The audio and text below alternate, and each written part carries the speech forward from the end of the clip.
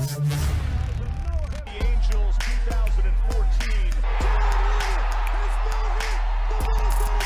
The Angels, world champions.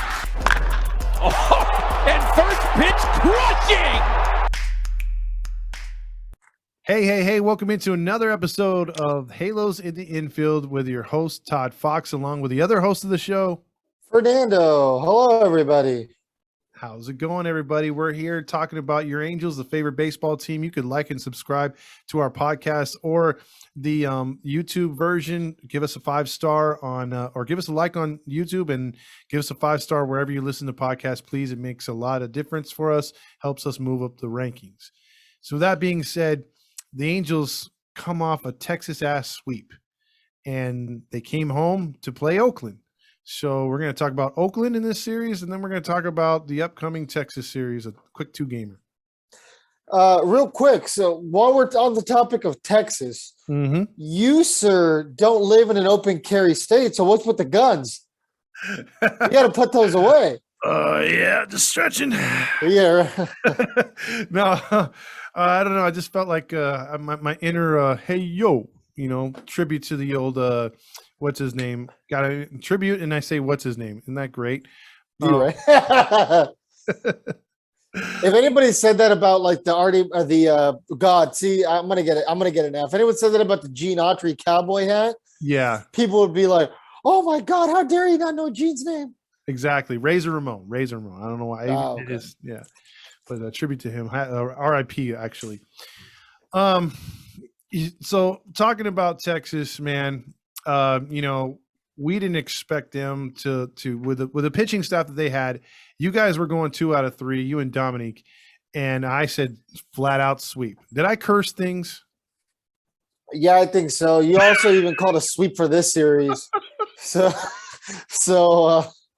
I honestly, I think the problem here is that all the Roger Lodge impressions you do are going to your head. And I think Roger's infecting your mind so much so that you probably now follow John Stamos on Instagram. I secretly do. Wait, do you actually? No. Okay. But I should follow Fuller House at least. Yeah, right. At least.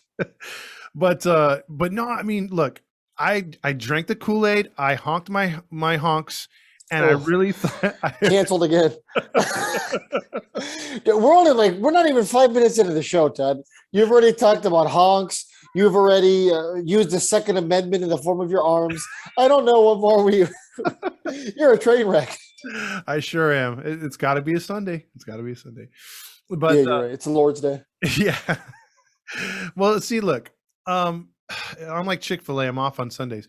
But the thing is, the Angels, you looked at that rotation, you thought, oh, hey, those 3 pitchers aren't going to lose in Texas. And I thought the same thing when they came home here. I'm like, there we go again. But I drank the Kool-Aid, bro. I did. I forgot that our hitting is so inconsistent, bro. Yeah, our hitting has been a little bit disappointing over the last week. And here's the one thing I will say, because obviously I wasn't on that episode with you. Things were crazy, as you know. I think we'll be for the next month. But what I did want to say is, you know what? We got swept last series, but I don't think it was the worst series we've had of the year. Like, there was some hitting mistakes and there were some pitching mistakes, but, we're a couple of plays, defensive plays, maybe some better pitches by the pitchers. We could be talking about a 2-3 series win in Texas because, if the ball would have bounced our way a little bit in 2 of those games, because, we weren't far off. We weren't getting our ass kicked up and down the series. It wasn't a horribly played series by the Angels. No, I agree. And we had back-to-back games in Texas where you left 17 guys on. That's a lot. That's a lot. Absolutely. Yeah. But I mean, then again, our pitching was not doing that great either in terms of like, they were giving up a lot of runs. That's the first time we have seen that in a while. And this is a team that, again, the way they've pitched for the most part of the season, we would not be saying this last year. Last year, if they gave up 5 or 6 runs, we're like, all right, good job. They kept us in the game.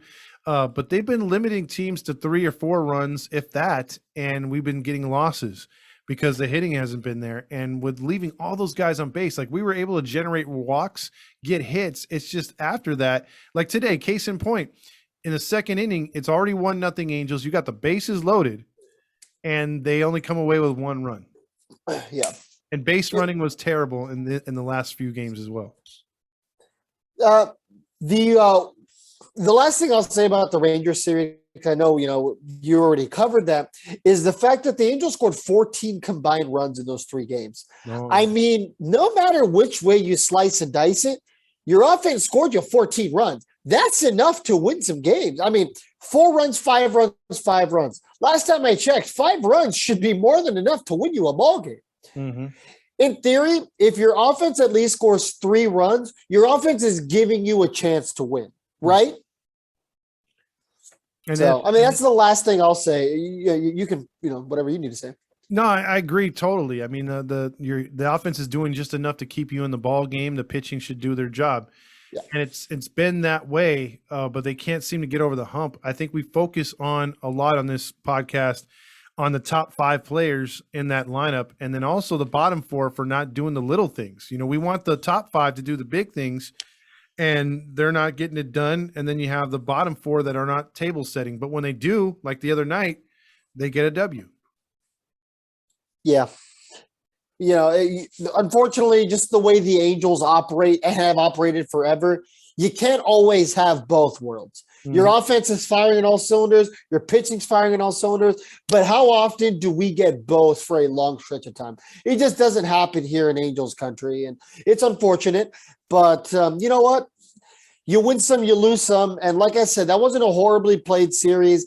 Could the bullpen pitching have been a little bit better? Sure. But, and the offense did leave a lot of runners on base. But 14 runs is a lot of runs. It's not like they got shut out all 3 games.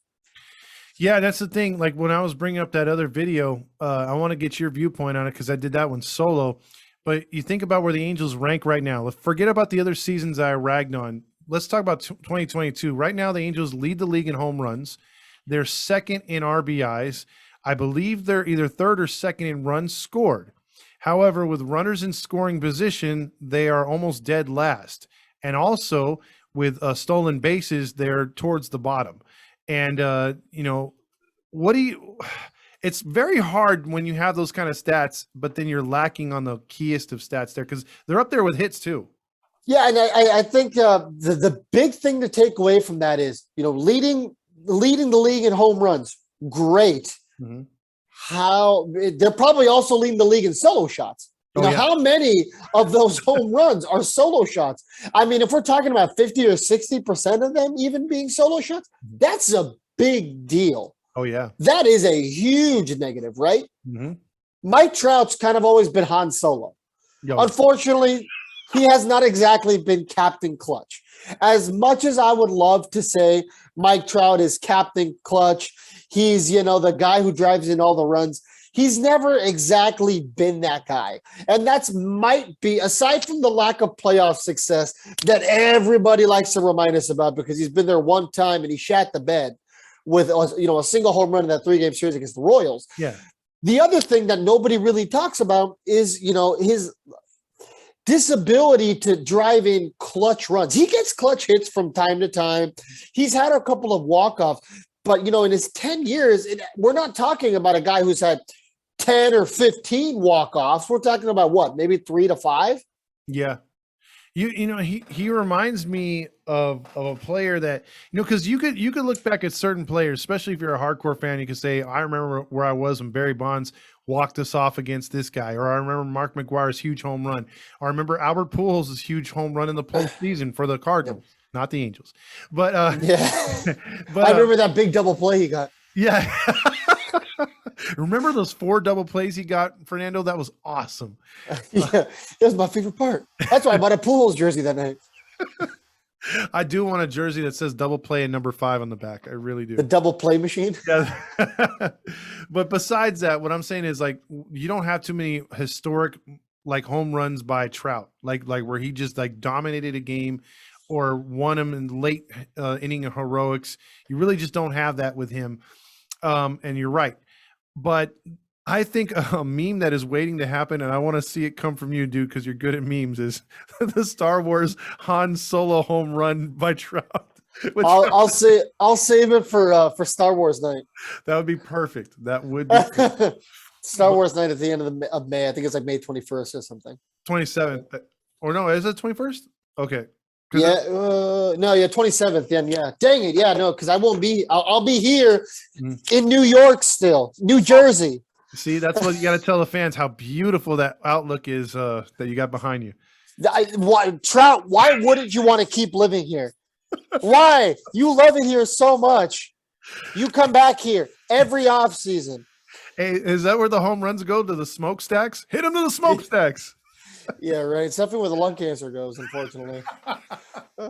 It's not, yeah. This is a photo right next to the New Jersey, the Newark Airport, by the way, guys. If anybody hasn't been here, I'm not kidding. This is literally what it looks like 2 blocks away from the airport. You think LAX is bad? That's how back in the day you used to show the steel workers plants and all that. They used to be like the 50s style, but that still goes on to this day in the beautiful New Jersey. Yeah, the Garden State. Yeah, it looks like a garden to me. They should call it the Diner State because of how many diners there are here. Anyway, but so the Angels played a pretty decent series against Oakland. They were able to turn it around. They didn't exactly get the sweep that you predicted, but they did have a chance. Mm-hmm. You know, they fought back into the game on Friday. Oakland took an early 1-0 lead, but the Angels immediately responded and make it 1-1. Angels in the bottom of the third got another run, and then it was kind of off to the races for Oakland after the fifth. They scored 2 in the fifth, 1 in the sixth, and ended up winning 4-2. And that game, though, after Oakland got the lead, it felt like they were miles behind. They could not rally. They could get nothing going. And it was like that was cowbell night, right?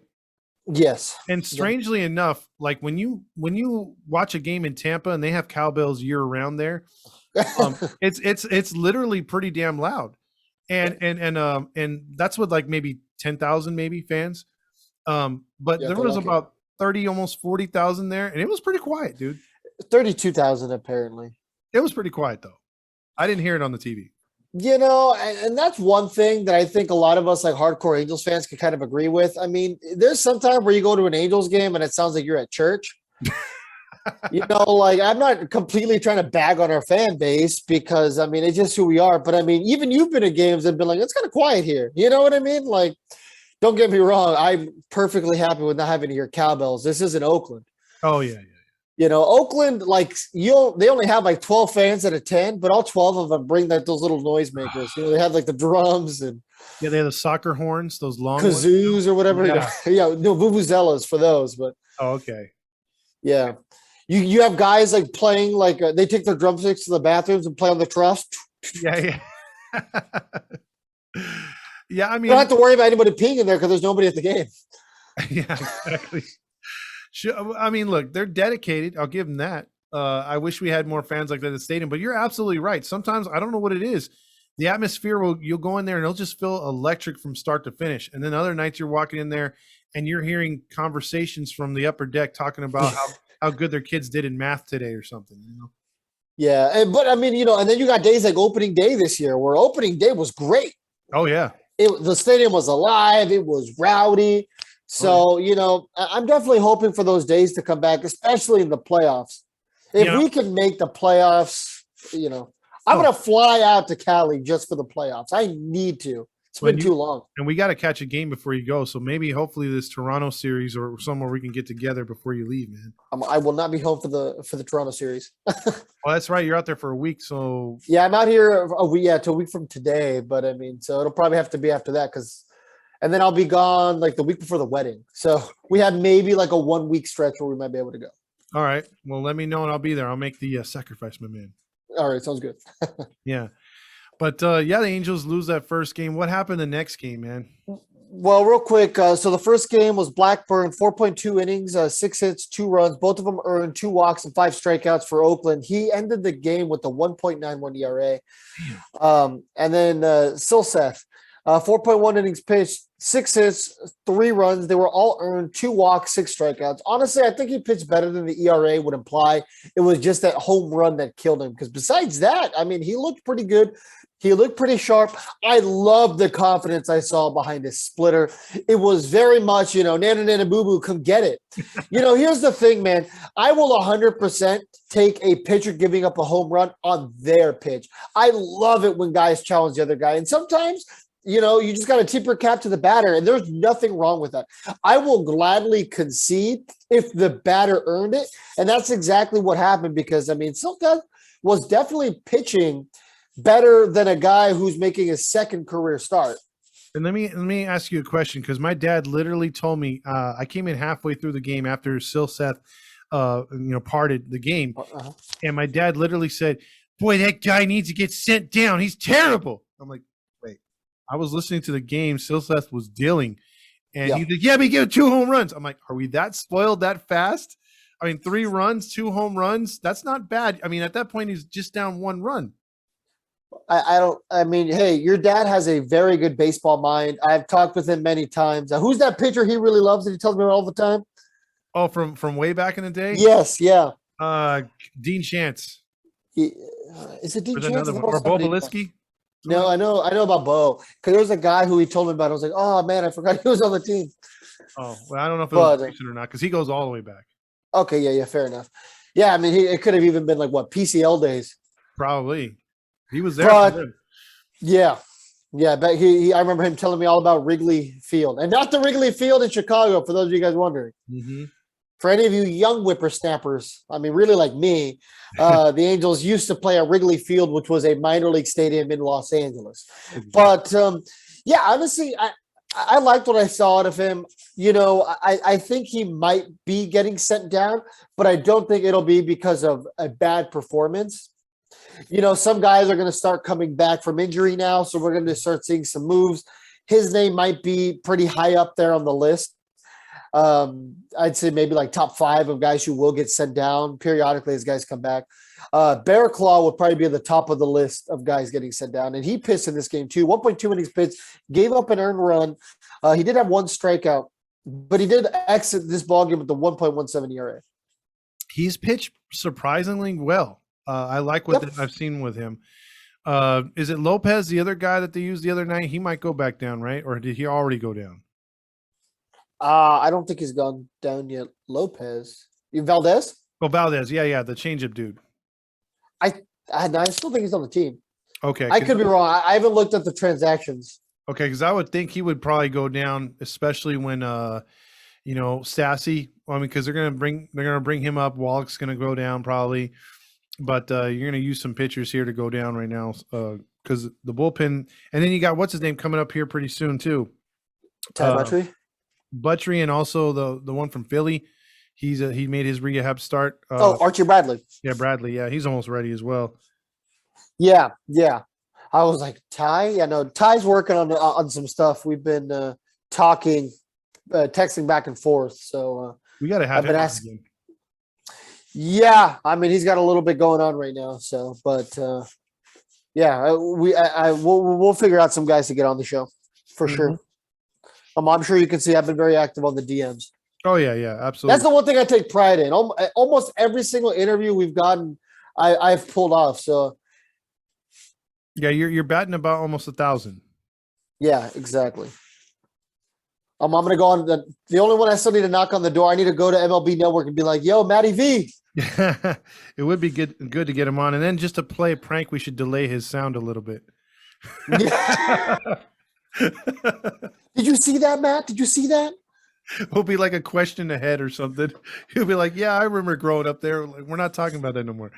Yeah, right. I'm on Matt. How come you always respond to our to our DMs, but you don't respond to the one where we're like, "You should come on the show," but he responds to everything else. Yeah, who did that with me, and it was most frustrating was Benji Molina. Benji Molina, he would respond to everything, and I'd be like, "All right, cool. Can we get you for the anniversary show?" Nothing. Crickets. But I'd be like, "Hey, cool hat. Thanks, man. I got this hat from so-and-so." Yeah. I got it from Lids in Pacific Beach. I bought it at 642. The clerk's name was Alex. You know what I mean? And you're like, wow, thank you. Can we get you on the show? And he's all like that Will Smith meme where he like looks away. Yeah, exactly.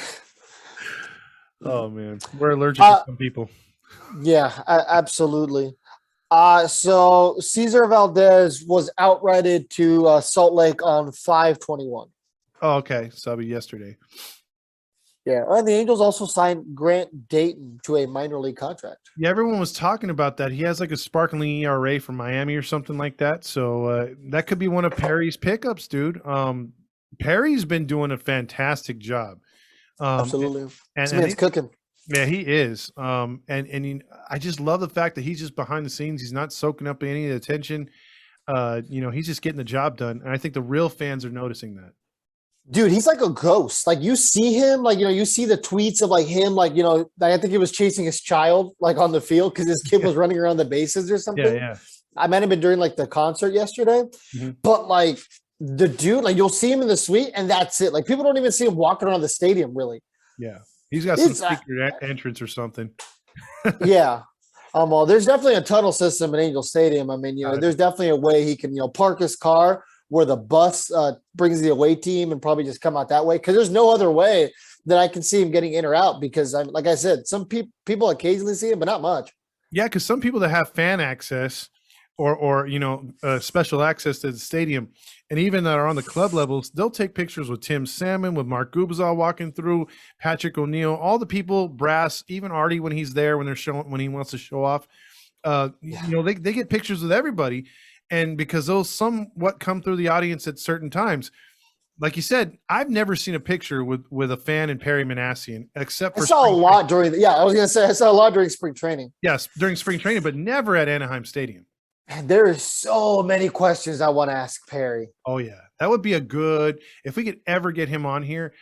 Just you picking his brain, I'd just sit back and just listen and try to feed off of that because dude is a walking encyclopedia probably. Yeah, I want to ask him some of those really tough questions. Like I told you, man, I'm itching to ask him. Like, how much of you did you know that Billy Epler's guys are going to pan out as soon as he got fired? Yeah. That's what I really want to ask him because there's no way that a guy like him didn't know that the Angels were about to strike. Yeah, I would love for you to follow up and be like, how much homework did you do on this organization before you decided to take the job? Because like I told you, I mean, it's kind of funny. Most of Perry's guys, like who he signed during the offseason this year, haven't really panned out, or even last year. He's the bullpen guys have, but you know what I mean? You look at like some of the smaller pieces, or like even like the Kurt Suzuki backup catcher, that hasn't panned out. Tyler Wade right now isn't panning out. But then you got the guys like, Patrick Sandoval, Taylor Ward, these guys who were Billy Epler guys who are now starting to pan out. So that's the kind of questions I want to ask. Absolutely. But we'll save that for the wish list. So game 2, the Angels snapped their 4-game winning streak. And boy, oh boy, did it feel longer than 4 games. So it was Frankie Montas, 1.2 innings pitched, didn't give up anything. He left with an injury, right? Yeah. Do you think that line drive was on purpose? Because maybe he was on his way to getting another double-digit strikeout night, and he tried to protect his face. And I don't know. I haven't heard if he went on the IL or not, but I don't think he has as of yet. Okay, so then must not be something serious. But he hurt his wrist enough to where they took him out of the game, and it became a bullpen game at that point. Okay, yeah, no, it's fun. I got confused because I was playing MLB The Show today, and I was playing against the A's, and David Fletcher hit the ball off Frankie Montez's face on my game, so that's why I was trying to figure out. I was like, did he get hit in real life in the face? No, it was the hand. Those are close enough where you're like, off the face, so much cooler. But just saying. Yeah, exactly. It's freaking metal, dog. So Michael Lorenzen, 6 innings pitched, 3 hits, no earned runs, 2 walks, 5 strikeouts. Now, maybe this is my inner Rally Chris coming out, but I know that I was pretty on board with the Michael Lorenzen signing when it happened. I wasn't super excited about him being a starter, but I was on board with the signing. I mean, hey, the proof is there, guys. Listen back. You, however, were not. Are you ready to eat crow yet? Oh, I have. I like the guy because again, I did not do my homework on Mike Lorenzen. I wouldn't have known him from Dyke Lorenzen. All I know is that he was pitching his ass off as I disappear on camera. He was doing Where'd you go? Yo, John Cena. John. Ooh, I'm scary. I'm a ghost. No, I think he did really good in spring training, and I thought, okay, maybe he's going to transition into a decent starter. And I'm blown away that he's 5-2. He could have another win in his belt. He's been pitching his ass off. I've been hearing about the charity work he's been doing at Cal State Fullerton. He went to his high school alma mater's championship baseball game. He's going to bring them back on the next homestand to what do you call it? Be with the take batting practice with the club. So he loves the fact that he's back in his own backyard. That to me, if he keeps pitching like this, I would throw him a contract right away, and I think he would give us maybe a discount. What do you think? Because I'm eating crow, bro. You're right. I think it honestly depends here on what exactly he's looking for and for how long. You know what I mean? So are we talking about a 2-year deal with a 3-year option? Honestly, I'd even be down for a 3-year deal, 4th-year option, because he's making like what, $5 million right now? I'll look that up while I'm talking. But there you are. But yeah, honestly, I would be okay with keeping him around for about 8 to 10 a year. I would too, because the more wins he's going to rack up right now, obviously the price is going to go up. But if we're his hometown team and he enjoys it so much here, we could get him at a cheaper price. So that's what I'm kind of hoping for right now. I'm hoping he's loving his experience here in Anaheim, playing for his team that he rooted for as a kid. Yeah, you know what? And that's the one thing I've said it before. I'll say it again. That's the one thing I really like about the Angels. They have a situation right now where there's a lot of guys who grew up as Angels fans, or at least grew up locally, who, their family's still here. That's why I feel like this team's just a little different.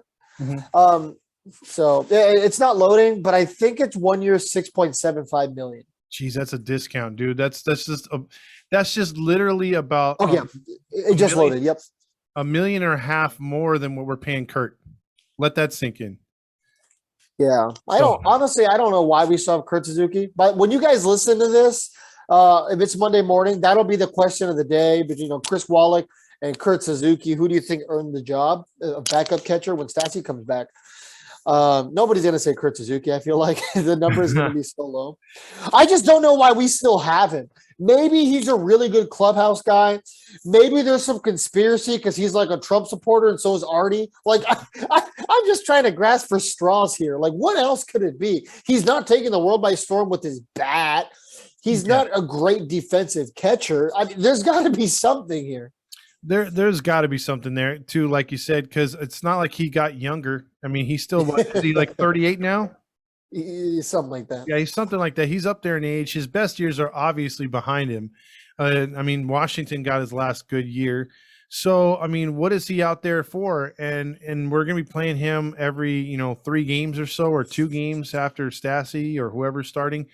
I think you can get a lot more juice from Wallach, and I'm thinking that his bat will come around. I think he's a lot stronger. He's about 30 years old. So yeah, he's younger. He's got more to prove. You know what I mean? And that's the thing. He has more to prove. Like you said, Kurt Suzuki's days are behind him. He won his ring. He's about to be 39. He's 38 years old and 230 days as the time of this recording. So, he's a lot closer to 39 than he is, 38. Yeah. And he's very clearly out of his prime. Like I said, I mean, what is he doing? It's not like he's mentoring any of our younger catchers. I mean, sure, Max Stassi's younger, but Max Stassi himself is, in his prime. He's not a young developing catcher. He's been around the block. So, I mean, that's definitely something right now that this organization has to address. I think if that's a glaring spot right now, because my thing is Stassi's good for now for like a year or two. But we're going to need a plan moving forward. I like the rest of the minor leagues and what the positions are at, but the catching spot is definitely in question right now. Who knows? Maybe the games that Wallach has called, the team has played very well, and that's and got a no hitter. Yeah, and he got a no hitter and a shutout in the same week. So he's doing something right, and even if it is defensively, that's better than Kurt. He does, I'm going to say Wallach doesn't have the greatest of arms throwing to second, but he's done a good job keeping base runners close at third and at first. He's had some snap throws. Yeah, and I like that. Yeah, we haven't had that in a while here in Anaheim since what's his name that went to Houston? Martin Maldonado. There you go, Maldonado. Yeah, we haven't had it since Maldonado. By the way, Maldonado, thank you for being traded to Houston so that we can have Patrick Sandoval. Yes. You walked so that Patrick Sandoval can run and just massacre batters. Yes. And what a pitching performance we'll get to when we talk about Sandoval here. Yeah, so like I said, Lorenzen, great outing to start. He left the mound with a 3.05 ERA. What more do you want out of him at this point? Mm-hmm. He's 5-2. If I would have told you Michael Lorenzen would have been 5-2 in near the end of May with a almost exactly 3 ERA, there is no way that you would have A, believed me, and B, you would have taken that in a heartbeat. Absolutely. I was thinking along the lines right now, Lorenzen would be like 3-5 with like a 4.54 ERA, close to 5. But he's outshined, and he actually had that one game that knocked the ERA up. He should be in the twos right now. So he's pitched excellent for the Angels. I think they've gotten a lot more than they thought. So they're already got a nickname for him. There's Thor and Loki now. So yeah, it's pretty cool. Yeah, they're doing yoga together. Yeah, I mean, everybody would have.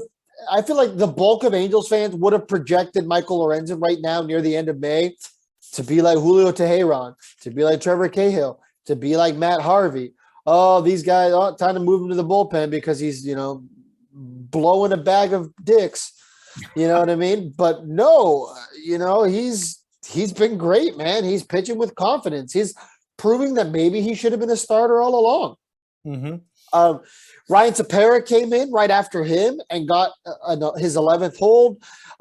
Loop kind of struggled, and that was one of the first times we've seen him struggle as of late. Mm-hmm. And that's the thing with Loop. I mean, he's been a little more inconsistent lately, but yet so has Tepera. So I'm glad that Tepera was able to have a good outing. But when Tepera had a good outing, Loop didn't. And then it's like when Tepera was having bad outings, Loop was having a good outing. You know what I mean? It's just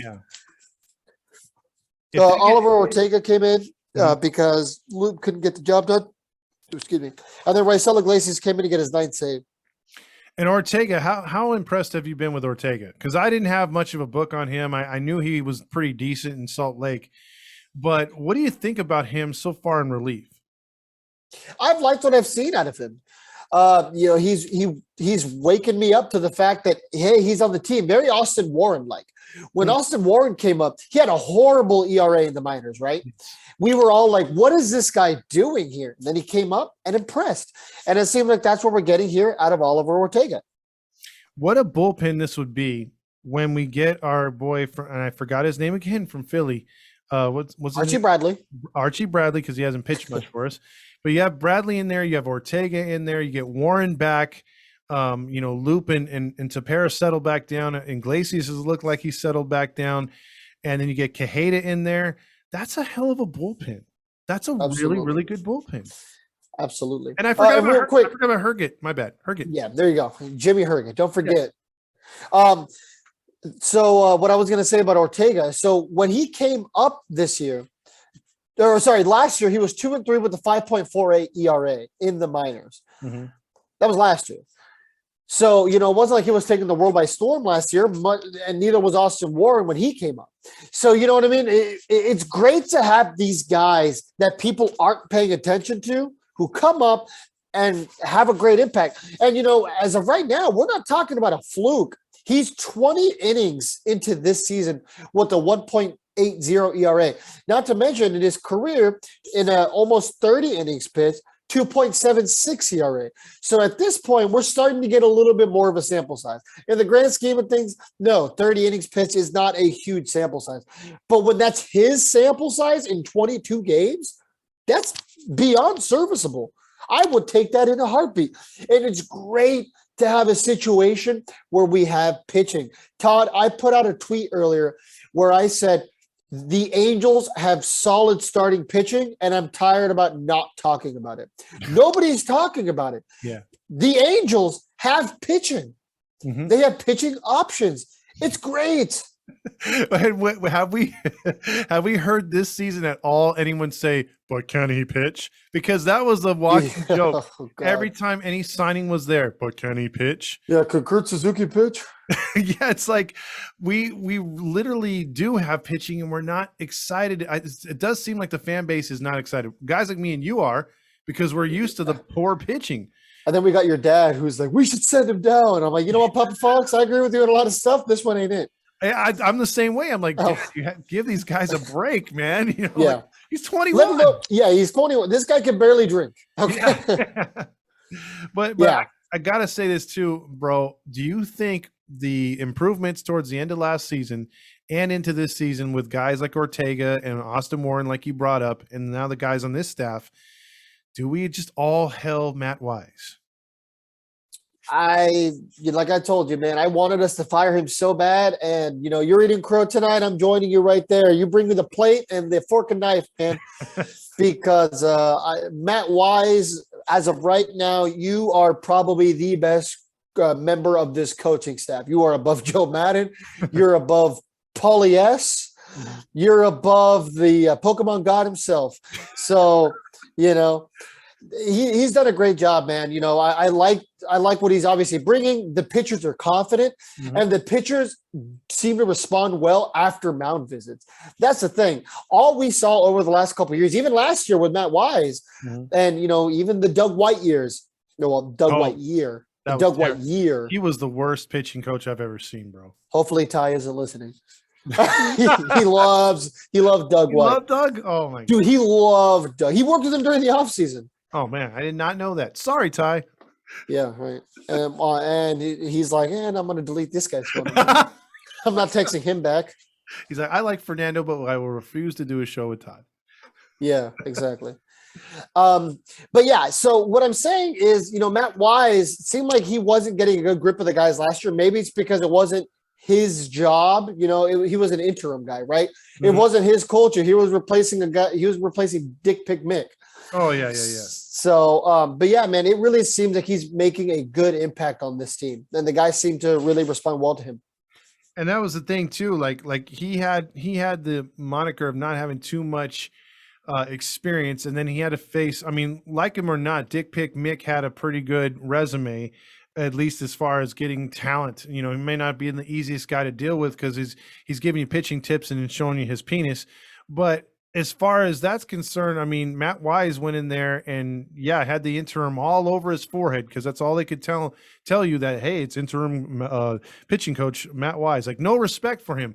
But you could tell by the end of the season, the pitchers were getting better. Even the crappy starting ones we had towards the end of the year were pitching better. And then into this offseason and now the fruits of his labor this season, you're right. He's the best coach on the staff right now. Yeah, like I said, the team really seems to be responding well to him, and they seem to like him. And at the end of the day, I mean, clearly it produces better pitching.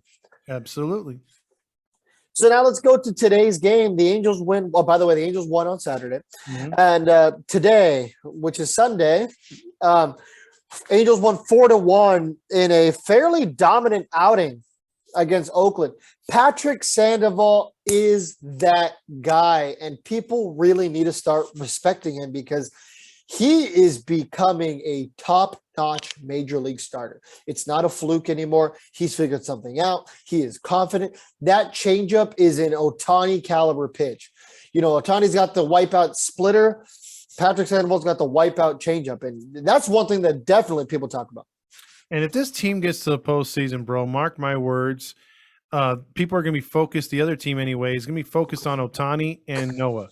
And when it comes to Sandoval, they're going to forget about how good he really is. And yeah, right. You're always saying that Roger Lodge talks about Ohtani, but what about, oh, Patty, yes. Oh, baby, yes. I haven't seen anybody throw anything like that since John Stamos threw his jockstrap in my face. He can take that Thor-like hammer and hammer me in the most best place that I have, the family jewels, any day, because Thor has those horns that make this announcer horny. Yeah, right. Roger Lodge pulls up a photo of Patrick Sandoval. He's like, "Hey Siri, play Careless Whisper." He's just like dancing with Patrick Sandoval's photo. Oh, Patty, you're so handsome. It's St. Patrick's Day every time he pitches. I throw my change up in those pants. Oh my gosh. Oh, Roger. Yeah, Roger. Oh, Dodger Lodge. So yeah, 7.1 innings pitched, 4 hits, 1 run. Unfortunately, it was earned, 1 walk, and 7 strikeouts. The Sandy Man can, and he did. Yet again, against Irvin of the Athletics, 6 innings pitched, 8 hits, 3 runs. Only 2 of them were earned, 2 walks, 4 strikeouts, and a home run. But man, oh man, dude, Patrick Sandoval seems like he can seemingly go up against anyone at this point. He can, and we're going to see him against a good lineup against Toronto next start. I'm looking forward to that. I'm hoping he gets in on. I don't think he will on the New York series. I would have loved to see him pitch in that small ballpark to really see what he could do against those bashers. I want to see the best of our best go up against their best, but I'm looking ahead. But I just like the fact that he's a pitcher where he goes on the mound. It's like, oh, it's Sandy. I feel really confident today. I feel really confident he's going to, if they're hitting him, it's on the ground, and if the infielders are playing their positions like they've been for most of the season, you got Squid up the middle, Renifo at second. I feel pretty confident in that. So he's definitely homed in. He's not walking guys like he was the previous 2 seasons. He's turning into a real legit player. And I've said it before and I'll say it again. He's Chuck Finley 2.0 without that nasty forkball. He's got his own version of the forkball, which is his outside changeup. That changeup is hard to hit when it's tailing away from right-handed hitters. Yeah, absolutely. It's fun to watch. I mean, when was the last time we can say Angels pitcher and fun to watch in the same sentence? Maybe besides like Ohtani, but it's because Ohtani since 2018, and I don't say this in a bad way, has been kind of a circus act, right? I mean, because it's different. It's something we're not used to seeing. But right now, we are seeing legitimate good pitching by multiple guys up and down this roster. It's not just the starters. It's not just the bullpen. And as of right now, it's not just a fluke. This is Angels baseball, and it involves good pitching. And that is something that you could bet your candy ass none of us ever thought we would have said again. Absolutely. And that's well said. The only thing I would have said different with the Angels is we wouldn't say, hey, this Angel pitcher's fun to watch. We'd say he's funny to watch because watch how many home runs leave the ballpark. Yeah, right. Here comes Andrew Heaney. Playing the circus music. Yeah, how many innings is he going to last tonight? 3 2/3 with 105 pitches thrown? Yeah, exactly. But yeah. Hey, for the record, remember earlier this season where I predicted we were going to have 3 shutout complete games this year? Yes. We got 2. Yeah. It's amazing. So I don't know. I mean, it's still early in the season and I'm not right yet, but you might be eating crow on something else, Todd. I told you it was going to be 3 and you were like, I don't think so. We'll be lucky if we get 1 because of Joe Madden. Yeah, because I thought he'd be pulling these guys when he still is, but he's let a couple guys not let him take them out. They've actually stood up to him.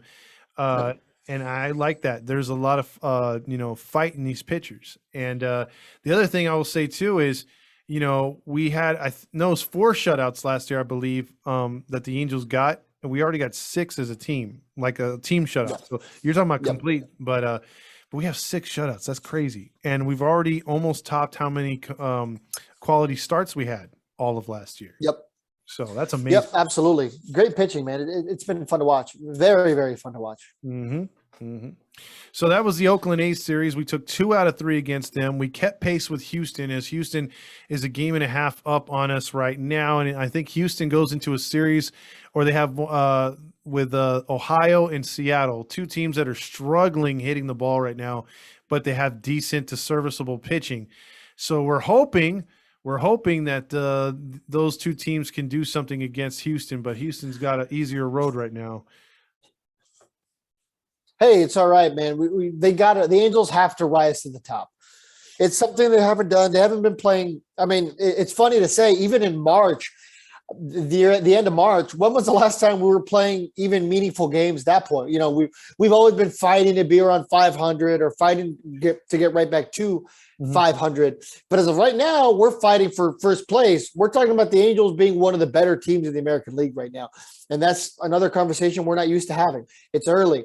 I'm not predicting that, we're going to be talking about this all year. At some point, There will be a losing streak that happens. That's just baseball. Mhm. But it is nice to be talking about the Angels working towards the month of June, fighting for first place. All you can do is win every month. Actually before that, you got to win a series, and then you got to win a week, and then you can start worrying about winning months. Yeah.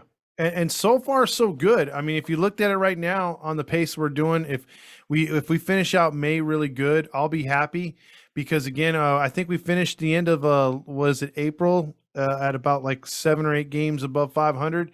So we're keeping pace with that, but if we can get into double digits by the end of May, we're progressing again. We've won another month, like you said.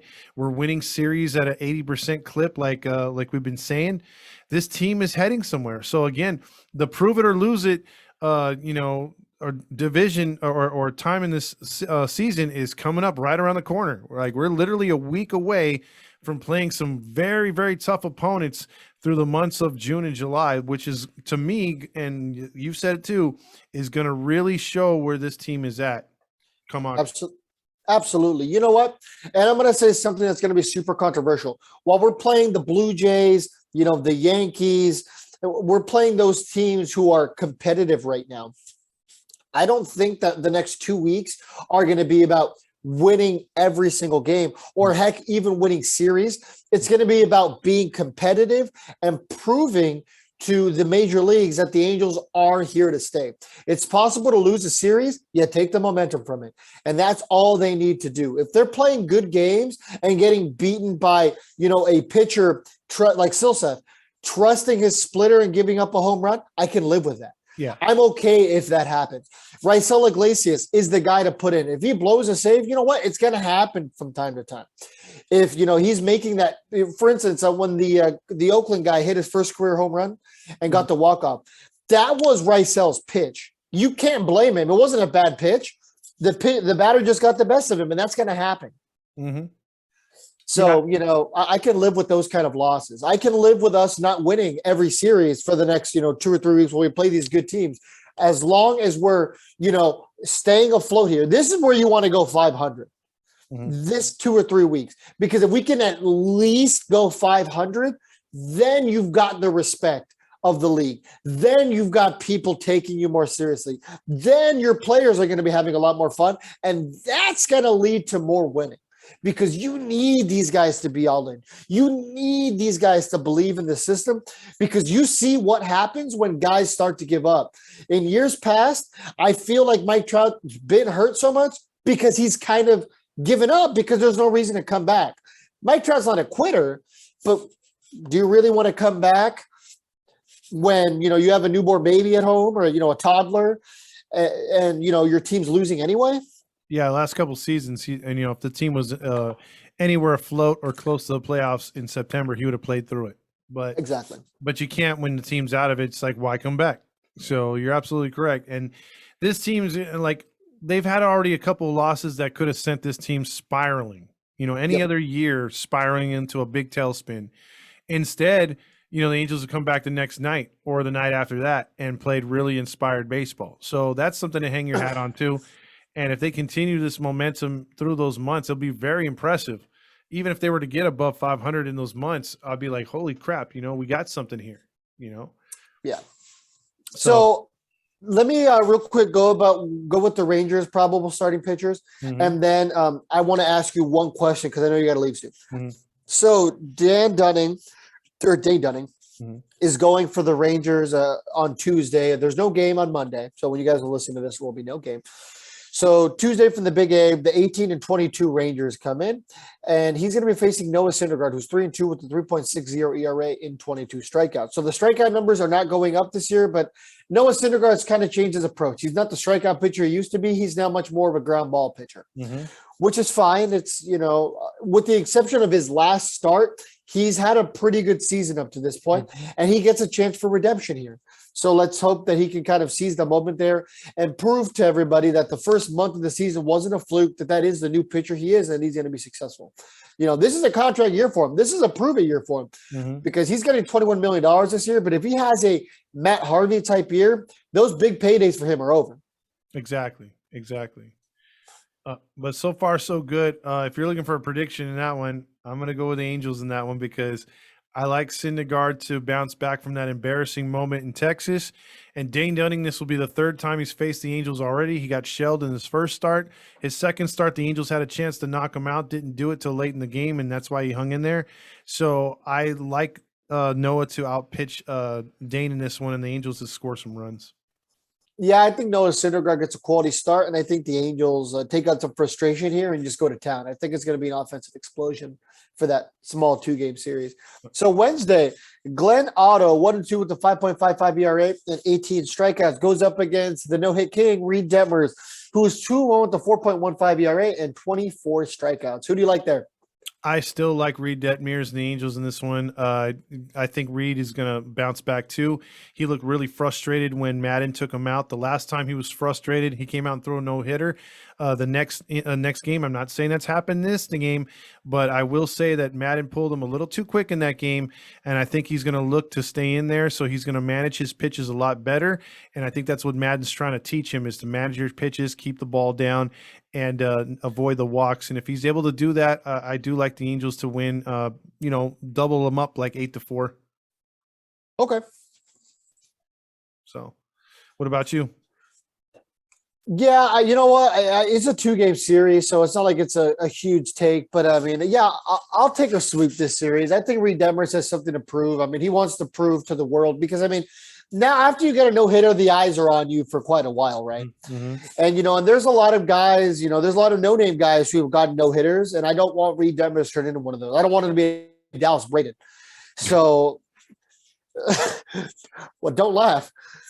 I'm just saying because guys like that wind up walking on a field with a huge ass beard, talking. Yeah. There you go.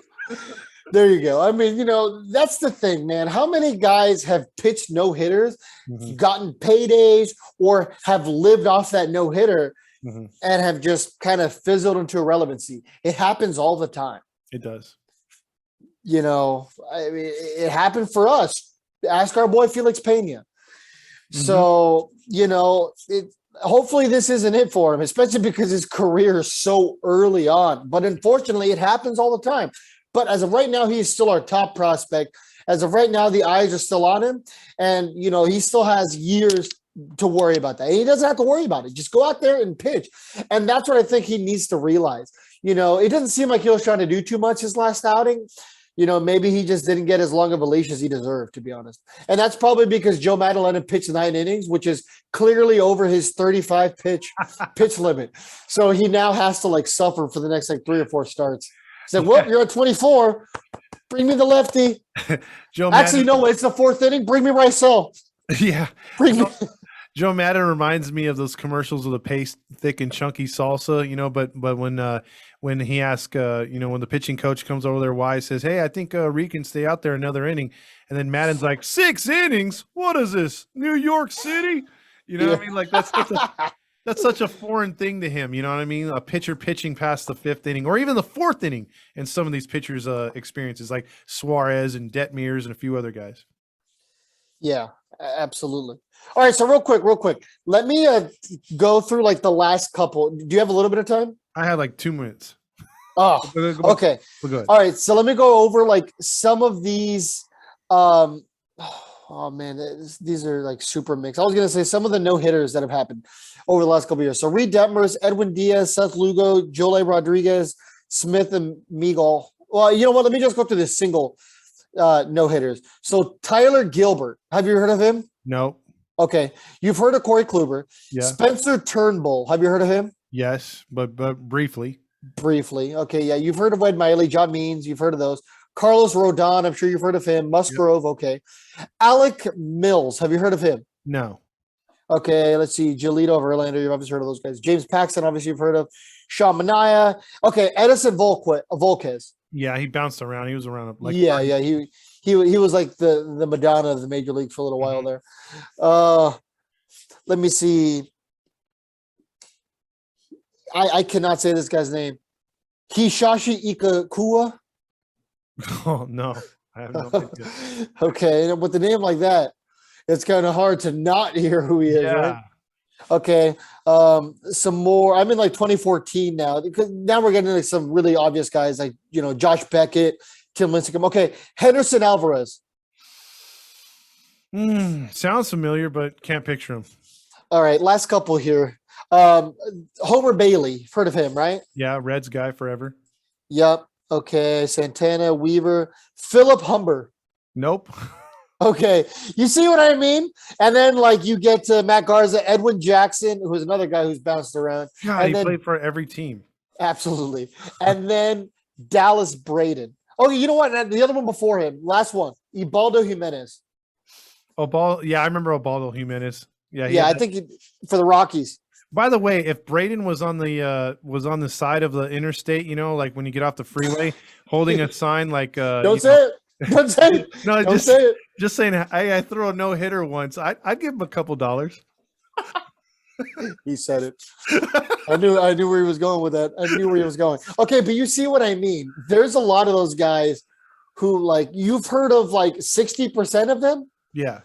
You know what I mean? So I don't want that happen to Reed Devers. Yeah, that's true. Good point. Good. All right. And last thing I'll leave you on, I'm going to put you on the spot on this one. So the Super Halo Bros on Locked On Angels. Mhm. I really love what they're doing with Locked On Angels, by the way. They are way more suited for that. So good job, guys. But they've been talking now about the trade deadline.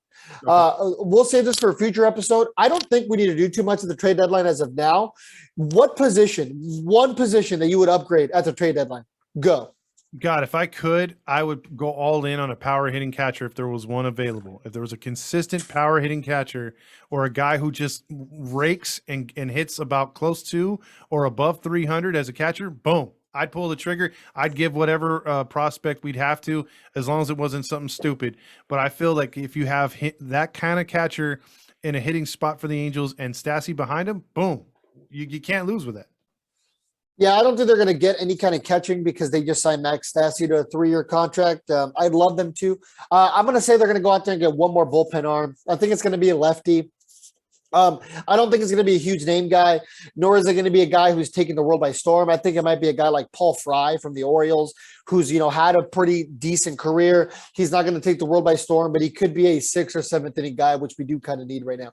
Yes, we have Ty Buttrey in the, waiting in the minors, who's at some point is going to be ready. Mm-hmm. Yes, we have, Austin Warren, who's going to come back. So there is automatic upgrades coming to the bullpen. But honestly, as far as position players, I don't see the Angels making any kind of big moves. I don't think they're going to move away from Velasquez. They really like what he's doing at shortstop, and it's obvious. It shows because they keep giving him chances. I think our boy Dave McKinnon's going to get traded this year. He's going to be involved in something, and I think he's going to be a big trade chip because he is mashing down there in Salt Lake. Yeah, that's one thing we haven't covered. Our boy made it up from the Trash Pandas, and he's doing his thing up there. So, yeah. I think they're going to let him go, not because, he doesn't deserve to be here, but honestly, I think he's done enough to earn a spot with another team where he can play. And, I'm going to be a fan of that dude no matter where he goes, unless it's the Dodgers, because I really like him as a guy. But, man, oh, man, he deserves a real shot. Worst case, we see him here in September call-up. But, yeah. I'm with you on that one. I think he'd be a good trade piece. I'd hate to see him go, but where else are you going to put him, dude? Yeah, I mean, every single position right now is pretty, especially because he's a first baseman. We have Walsh for 4 more years. Yeah. So it's like, but can he catch? Yeah, right. But can he pitch? Yeah, exactly. Can you play shortstop? Jeez. If you can give me Velasquez defense and hit. Yeah, right. God, you got a spot. Yeah. Right. So we're gonna end it on that. We will be back this week, hopefully, right, Fernando, for another show. From beautiful. Like I said, I'll be here all week. So you need me, you let me know. See, that's one place, bro. You got to wear a mask year round, no matter what, pandemic or not. I know I'm inside the hotel room, but even then, come on. Bring back the masks. There you go. Yeah. Like, why are you wearing 6 masks, sir? It's for health concerns. Yeah. I can't breathe.